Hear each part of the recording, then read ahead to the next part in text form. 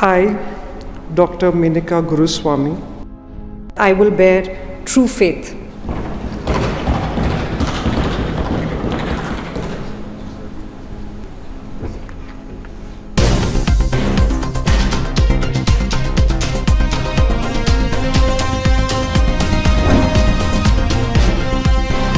दोस्तों, भारतीय लोकतंत्र के इतिहास में आज एक ऐसा दिन जुड़ गया है जो आने वाले समय में राजनीति ही नहीं बल्कि समाज की दिशा भी तय कर सकता है।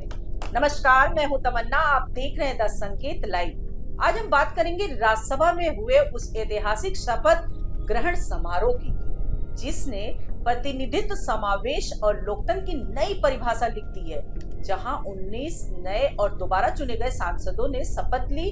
लेकिन इस पूरे घटनाक्रम की सबसे बड़ी और ऐतिहासिक बात रही मेनका गुरुस्वामी का राज्यसभा में प्रवेश, क्योंकि वो भारत की पहली LGBTQ राज्यसभा सदस्य बन गई है। और ये सिर्फ एक व्यक्तिगत उपलब्धि नहीं बल्कि पूरे LGBTQ समुदाय के लिए ऐतिहासिक मील का पत्थर है, जो वर्षों से राजनीतिक पहचान और प्रतिनिधित्व की लड़ाई लड़ रहा था। और अब की बार उनकी आवाज सीधे संसद के उच्च सदन तक पहुंची है, और ये भारतीय लोकतंत्र की परिपक्वता को भी दर्शाता है।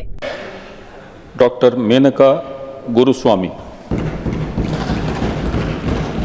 I, Dr. Menika Guruswamy, having been elected a member of the Council of States, do swear in the name of God that I will bear true faith and allegiance to the Constitution of India as by law established, that I will uphold the sovereignty and integrity of India, and that I will faithfully discharge the duty upon which I am about to enter.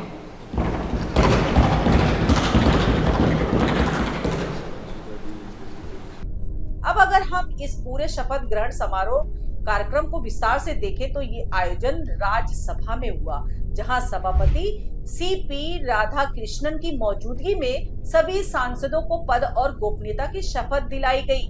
और इस दौरान कई बड़े और अनुभवी नेता भी मौजूद रहे, जिनमें केंद्रीय मंत्री रामदास अठावले और राष्ट्रवादी कांग्रेस पार्टी के प्रमुख शरद पवार भी शामिल हैं। और खास बात ये रही कि शरद पवार व्हील चेयर पर संसद पहुंचे तो उनके दशकों लंबे राजनीतिक अनुभव और लोकतंत्र के प्रति समर्पण को दर्शाता है। ये दृश्य अपने आप में एक संदेश था कि राजनीति केवल पद नहीं बल्कि प्रतिबद्धता और निरंतरता का नाम है। और अब अगर हम आंकड़ों की बात करें तो कुल 19 सांसदों ने शपथ ली, जिनमें महाराष्ट्र से 5, उड़ीसा से 3, तमिलनाडु से 6 और पश्चिम बंगाल से 5 सदस्य शामिल थे। यानी ये शपथ ग्रहण देश के अलग अलग हिस्सों की विविधता और प्रतिनिधित्व को दिखाता है। महाराष्ट्र से माया चिंतामन युवनाते, शरद पवार, रामराव वडकुडे, ज्योति बागमारे और रामदास अठावले जैसे नेता शामिल रहे। वहीं ओडिशा से मनमोहन सामल, शत्रुघ्न मिश्रा और दिलीप कुमार राय ने शपथ ली। तमिलनाडु से कांस्टेंटाइन रविंद्रन, क्रिस्टोफर मैनिकम, LK सुधीश, M थम्बीदुरई, तिरुचि शिवा और अंबुमणि रामदास जैसे नेता शामिल हुए। और पश्चिम बंगाल से बाबुल सुप्रियो, विश्वजीत सिन्हा, मेनका गुरुस्वामी, राजीव कुमार और रुक्मणी मलिक ने शपथ ली। यानी ये केवल एक औपचारिक प्रक्रिया नहीं बल्कि पूरे देश के राजनीतिक संतुलन और प्रतिनिधित्व का एक बड़ा चित्र था। लेकिन अब सवाल ये है कि इस पूरे घटनाक्रम का असली महत्व क्या है? क्या ये सिर्फ एक औपचारिकता है या फिर वास्तव में एक बड़े बदलाव की शुरुआत है? क्योंकि जब संसद में ऐसे लोग पहुंचते हैं जो अलग अलग सामाजिक पृष्ठभूमि से आते हैं, तो वे अपने साथ उन समुदायों की आवाज भी लेकर आते हैं जो अब तक हाशिए पर थे। LGBTQ समुदाय के लिए ये सिर्फ एक सीट नहीं बल्कि पहचान, सम्मान और अधिकार की दिशा में एक बड़ा कदम है। और अब इसके साथ ही एक और बड़ा मुद्दा सामने आ रहा है दोस्तों, और वो है महिला आरक्षण कानून।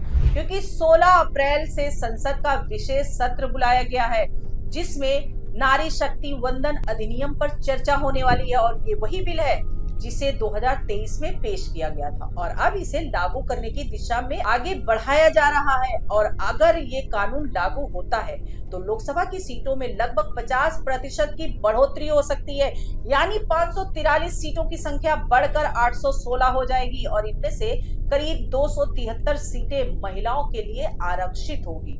अब सोचिए, अगर ऐसा होता है तो भारतीय राजनीति में महिलाओं की भागीदारी कितनी बढ़ जाएगी। और ये केवल संख्या का खेल नहीं बल्कि शक्ति संतुलन का भी बड़ा बदलाव होगा दोस्तों, क्योंकि जब संसद में अधिक महिलाएं होंगी तो नीति निर्माण में भी उनकी भूमिका बढ़ेगी और इससे समाज के कई मुद्दों पर नई दृष्टि देखने को मिलेगी। लेकिन इसके साथ ही कई बड़े गंभीर सवाल भी उठते हैं। क्या ये बदलाव केवल आंकड़ों तक सीमित रहेगा या वास्तव में जमीनी स्तर पर महिलाओं और LGBTQ समुदाय को सशक्त बनाएगा? क्योंकि प्रतिनिधित्व का असली मतलब केवल संसद में पहुंचना नहीं बल्कि वहां प्रभावी ढंग से अपनी बात रखना और बदलाव लाना होता है। और अब अगर हम राजनीतिक दृष्टिकोण से देखें तो ये शपथ ग्रहण ऐसे समय में हुआ है जब देश की राजनीति एक नए दौर में प्रवेश कर रही है। एक तरफ युवा और नए चेहरे हैं तो जो नई सोच और ऊर्जा के साथ आए हुए हैं, तो दूसरी तरफ अनुभवी नेता हैं जिनके पास वर्षों का अनुभव और रणनीतिक समझ है।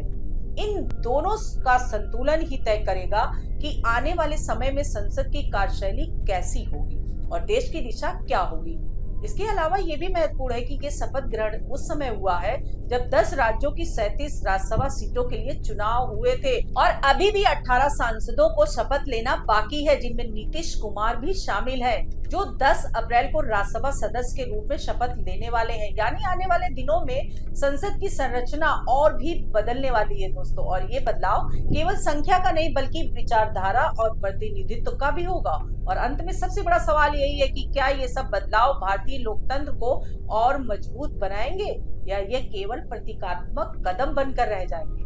क्योंकि इतिहास गवाह है कि कई बार बड़े फैसले लिए जाते हैं लेकिन उसका असर जमीन पर उतना नहीं दिखता। और इसलिए जरूरी है कि इन बदलावों को सही दिशा में लागू किया जाए और ये सुनिश्चित किया जाए कि हर वर्ग की आवाज वास्तव में संसद तक पहुंचे और वहां सुनी भी जाए। तो दोस्तों, आप इस पूरे घटनाक्रम को कैसे देखते हैं? क्या यह भारतीय लोकतंत्र के लिए एक नया और सकारात्मक अध्याय है या फिर ये सिर्फ एक शुरुआत है जिसे अभी लंबा रास्ता तय करना है? अपनी राय कमेंट्स में जरूर बताइए। आज के लिए इतना ही। नमस्कार दोस्तों।